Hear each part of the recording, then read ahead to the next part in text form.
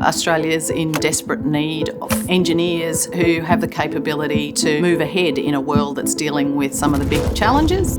I think the future of industry is very exciting because the planet's got lots of challenges and engineers are at the forefront of solving those solutions. So Masters of Engineering Technology is important because it gives you opportunity for new career pathways or just to put yourself ahead of the game in your current career. The Masters of Engineering Technology is a one-year qualification, so it's much shorter than many other offerings in the market. You'll get to learn with world-leading researchers around a number of areas from smart transport, mobility, water engineering, bioprocess engineering, digital and robotic manufacturing, where the impact of technologies and data are just transforming the way we work as engineers.